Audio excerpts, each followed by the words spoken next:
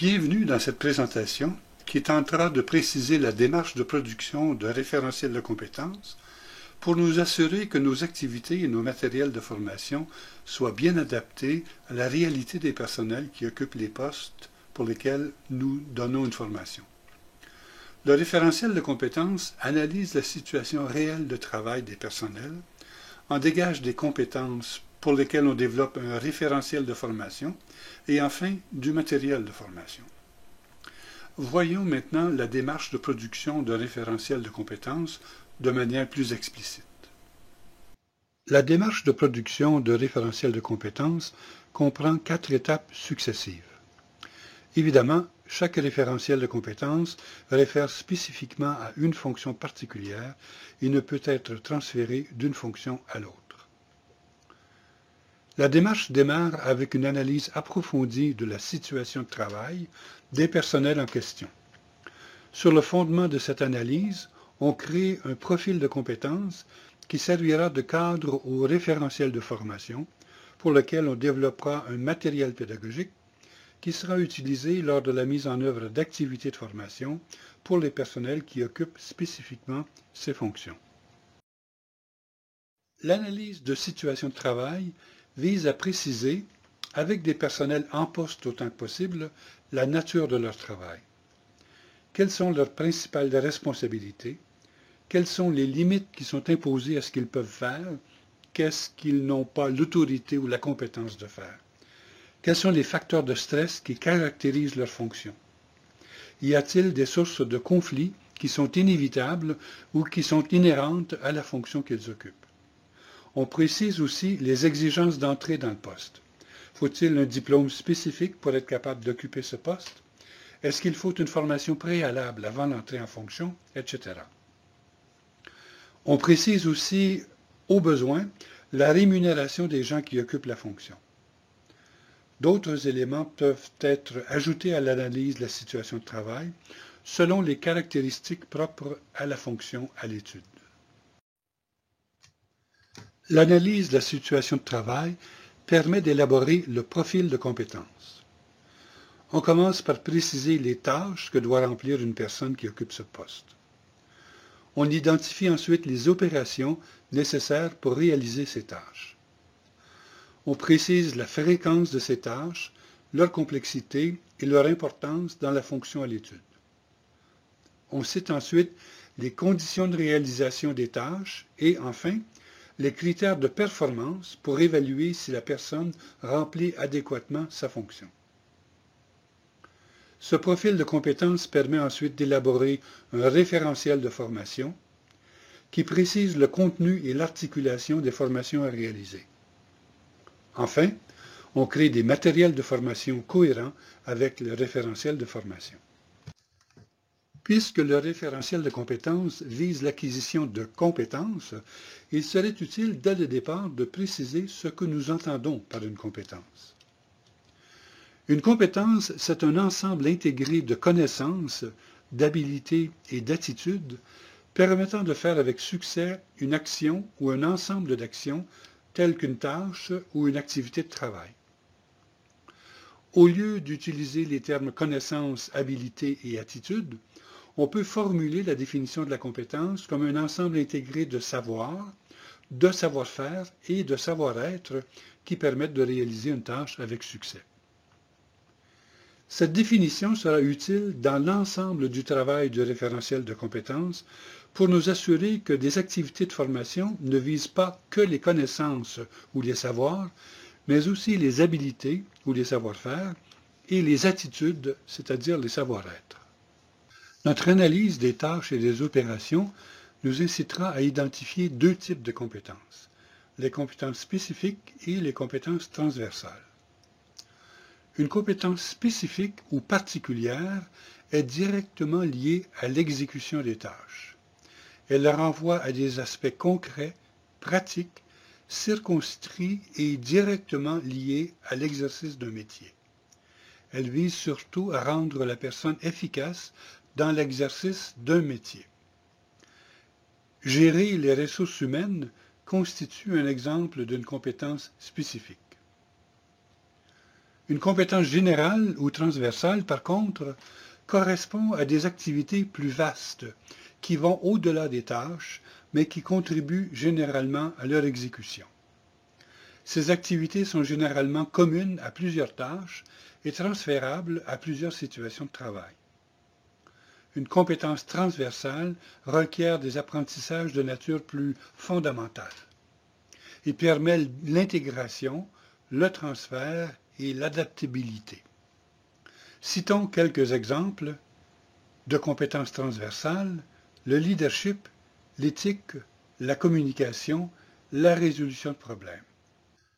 Une fois ces concepts clarifiés, nous pouvons maintenant nous attaquer à la première étape du processus d'élaboration d'un référentiel de compétences, l'analyse de la situation de travail. Cette analyse procède à une description générale de la fonction. On commence par définir la fonction et préciser ses limites. On peut ensuite décrire l'environnement physique dans lequel cette fonction est exercée. On identifie qui supervise cette fonction, quel personnel elle supervise et avec lesquels elle collabore.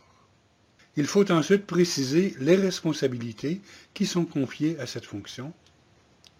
On dresse également la liste des facteurs de stress et de conflits reliés à cette fonction. On précise ensuite quels sont les facteurs d'intérêt pour l'exercice de cette fonction. Il s'agit d'expliquer comment cette fonction est attractive, pourquoi les personnels souhaitent l'exercer. On identifie ensuite les conditions salariales et d'entrée dans la fonction. Celles-ci exigent-elles l'obtention d'un diplôme, d'une formation préalable ou d'une formation d'entrée en fonction? Par souci de l'approche genre, on peut décrire la place qu'occupent les femmes dans cette fonction et, au besoin, les conditions spéciales qui caractérisent leur occupation de ce poste. On précise ensuite si cette fonction possède des organes de représentation et de consultation, des associations ou des regroupements qui lui permettent de se faire entendre sur des thèmes qui la concernent.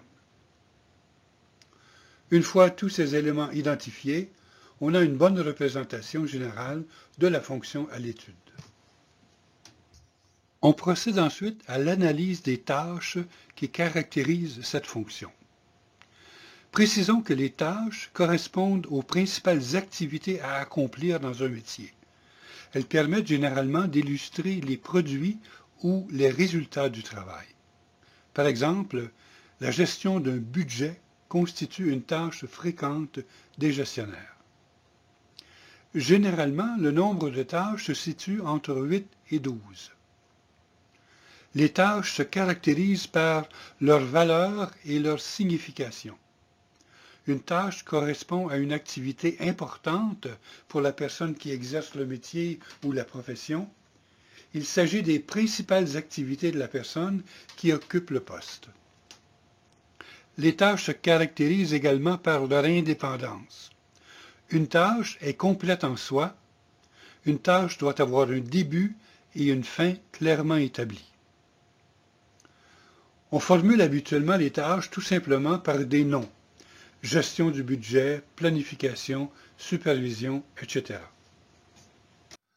On peut représenter les principales tâches d'une fonction dans un tableau comme celui-ci. Pour préciser les tâches, on analyse les opérations nécessaires à leur mise en œuvre. Précisons qu'une opération décrit les phases de réalisation d'une tâche. Une opération est reliée surtout aux méthodes et aux techniques utilisées ou aux habitudes de travail existantes. L'opération permet d'illustrer surtout des processus de travail. Par exemple, la tâche de gestion financière peut contenir l'opération rédaction de rapport financier. Ce tableau illustre la répartition des opérations en vue de la réalisation d'une tâche. La tâche de gestion financière comprend de nombreuses opérations allant de l'appropriation des textes officiels concernant cette gestion, à la rédaction des rapports financiers et à la recherche de ressources supplémentaires. Si possible, on articule le processus de travail qui caractérise la fonction. Ce processus décrit les diverses étapes de la réalisation habituelle des tâches les plus communes. La description des conditions de réalisation de chacune des tâches consiste à préciser le degré d'autonomie accordé dans l'exercice de la fonction, les références ou matériels utilisés pour exercer cette fonction et les consignes particulières en vue de l'exercice de la fonction. L'analyse cherche ensuite à préciser les critères de performance relatifs aux résultats attendus, la qualité du produit, du service ou de la décision, le rendement, les seuils de tolérance, etc.